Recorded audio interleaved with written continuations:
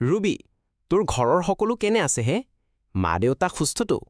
দেহা অলপ খহত আছে। মায়ে কালি অলপ টেনশ্যনত আছিল, কিন্তু এতিয়া ভাল। দেউতাকে সদায় এদৰে চুপ-চাপ। তোৰ দেউতাকক মই ভয় পাওঁ দেই। দেখা কৰিলেও লগ পোৱা কঠিন যেন লাগে।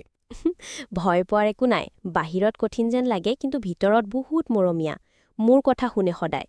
মই ভাবোঁ, যদি তোৰ লগত সংসাৰ গঢ়ো তেন্তে আমাৰ পৰিয়াল একেলগে থাকিব। তুমি বিশ্বাস কৰনে? মই জানো, তই মনৰ পৰা ভালেই। মোৰো মনত আছে একেটা ঘৰ, য'ত মোৰ মা, তোৰ মা একেলগে হাঁহি হাঁহি কথা পাতিব। তোৰ দেউতাকৰ ঘাট ঘৰজোপা মই সাজিম আৰু তোৰ মাকে ৰাতি চাহ জিৰা এডা দিম।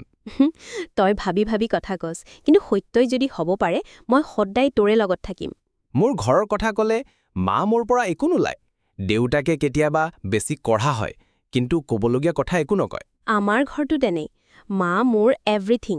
তেনেহ'লে মা যদি তোক পচন্দ কৰে, তেন্তে ক'লে হ'ব, বেটা এইজনে আমাৰ ঘৰৰ সমুৱা। মোৰ মা ক'ব, এইজনীহে আমাৰ ঘৰৰ বৌ। ভৱিষ্যতলৈ আমাৰ সন্তানকো আমি শিকাম, যেনে পৰিয়ালৰ সঁচা মৰম থাকে, সন্মান থাকে। আমি সংসাৰত টকা নহয়, মলীয়া মনৰ বেহা গঢ়িম। এতিয়া তুমি আৰু মই, তাৰে আৰম্ভণি। আকাশত তৰা দেখিলেও মনত এটা কথা আহে, আমি যদি একেলগে থাকোঁ, তেন্তে সকলো সময় উজ্জ্বল হৈ থাকে।